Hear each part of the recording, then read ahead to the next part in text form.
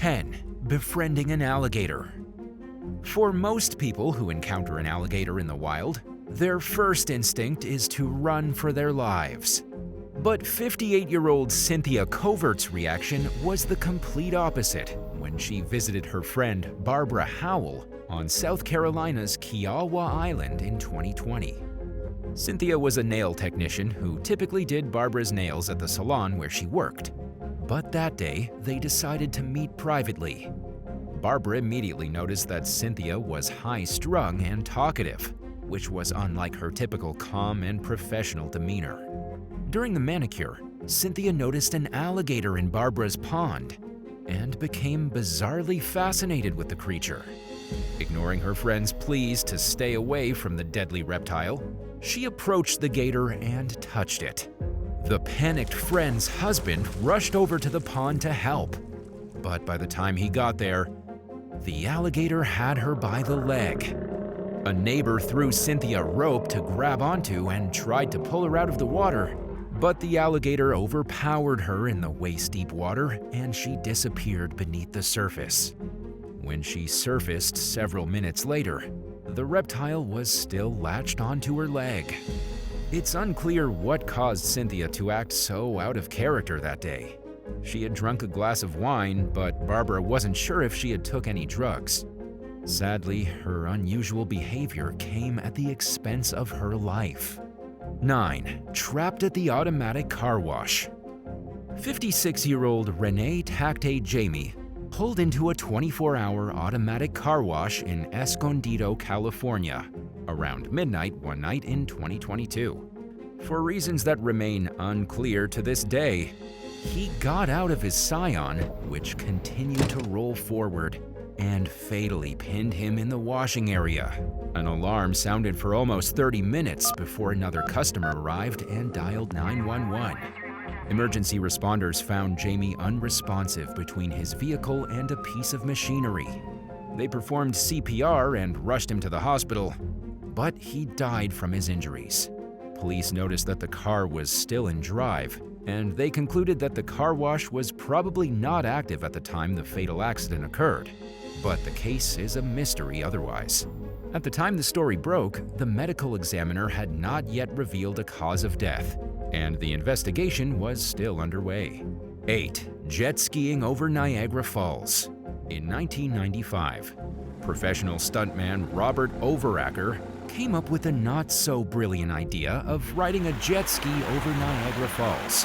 If everything went according to plan, he would escape the jet ski with a parachute and safely descend to the bottom. But not everything went according to plan, as you've probably already figured out by now. As the 39-year-old prepared to take off from 300 feet, 91 meters upstream, Niagara Park's police constable, Richard Daniels, pleaded with him to change his mind and asked him why he was doing the stunt. Overacker responded that he was trying to raise awareness of the plight of the homeless, something he could have done in a million other, much safer ways. And he proceeded forward. When he reached the edge of the falls, he put his arms in the air and trusted that things would work out. Overacker's parachute never deployed, and he plunged 180 feet, 55 meters to his death.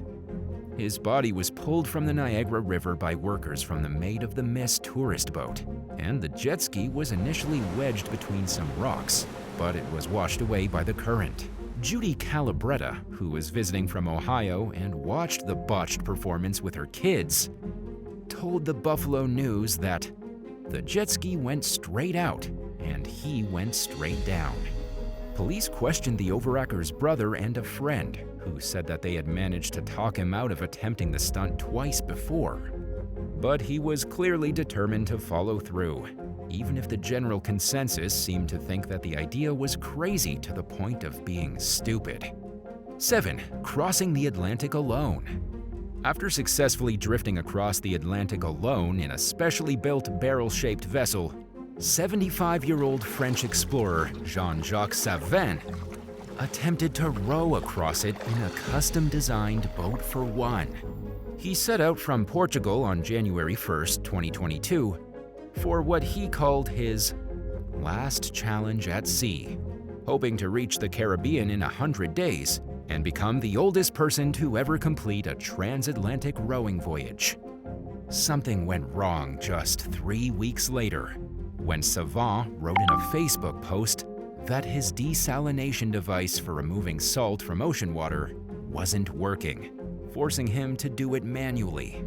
It was costing him a lot of energy, but he reassured his followers that he wasn't in danger. Not long after that, Savant set off 2 distress beacons overnight and stopped updating his social media. The next day, the Portuguese Coast Guard found his boat overturned near the Azores, and his body was also retrieved. In all fairness, Savant was an extremely experienced sailor. He had crossed the Atlantic in a sailboat multiple times, and he wasn't the only person crazy enough to try rowing across it. But his unfortunate death proves that no matter how skilled someone is, there are times when no human being can survive the forces of the sea, especially alone in a tiny boat. 6. Botched bungee jumping attempt. It's hard to imagine what 22-year-old fast food worker Eric Barcia was thinking in 1997 when he decided to fashion his own bungee jumping mechanism despite having absolutely no professional experience doing so.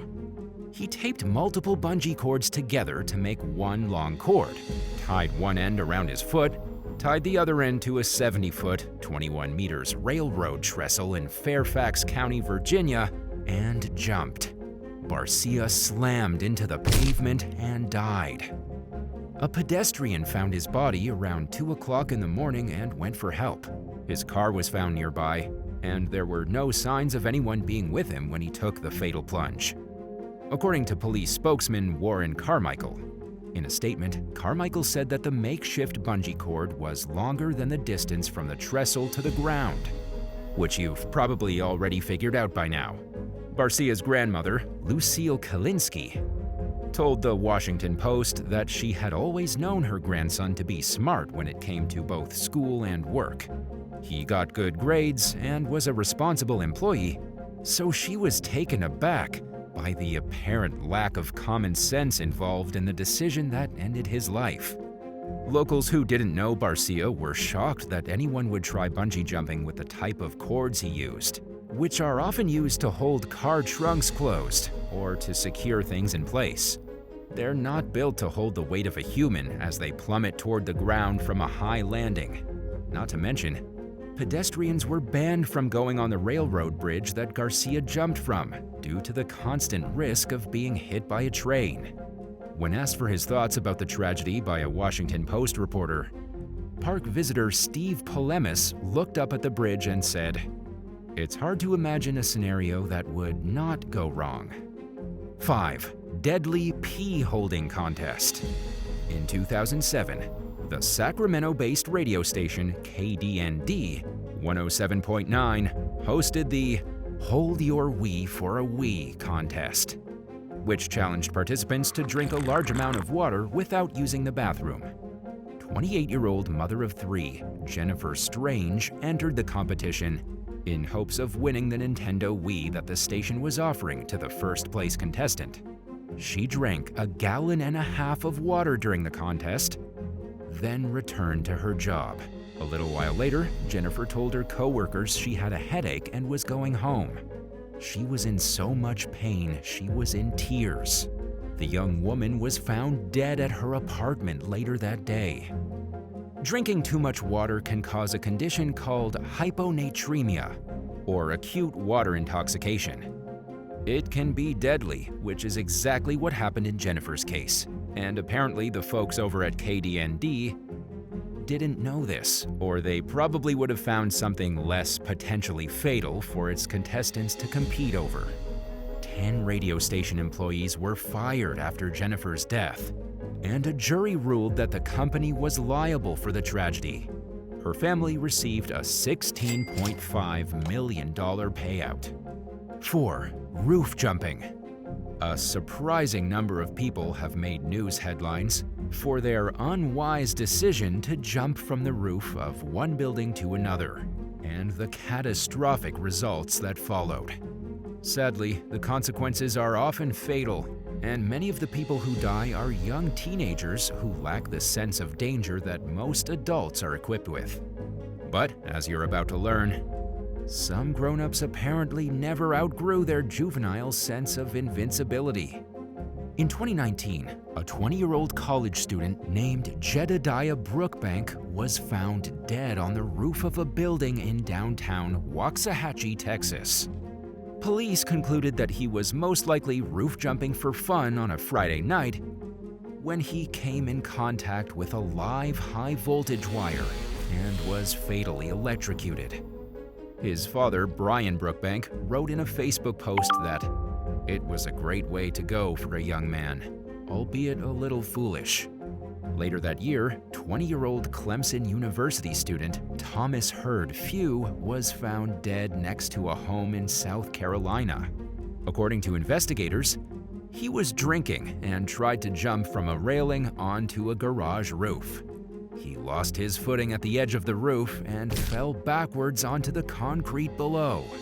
In yet another incident of deadly roof jumping that took place in early 2020, a 23-year-old medical student from Drexel University named Vivek Subramani attempted to hop from one rooftop to another in North Philadelphia during the early morning hours.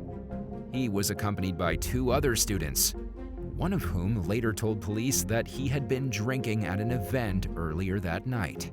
Subramani didn't quite clear the gap between the buildings like he had hoped, and he fell 2 stories. His friends administered CPR until paramedics arrived, but he died from his injuries. Police ruled out foul play after determining that the incident bore the hallmarks of a tragedy resulting from a reckless and impulsive decision. 3. Sledding straight into death. During a skiing trip in the Italian Alps in 2008, 46-year-old David Monk and his friends removed the padding from some crash barriers at the bottom of a ski lift and rode the rubber mats down the slope. By the time they realized how fast they were picking up speed, there was little they could do to stop themselves from crashing into the barrier that they had removed the padding from. Monk died from severe injuries to his head and chest, and 2 of his friends were also seriously hurt. Alan McGregor, who survived the accident, told the press that he and Monk's other friends tried to help him, but there was nothing they could do. Paramedics also tried to revive Monk, but he was too injured to pull through.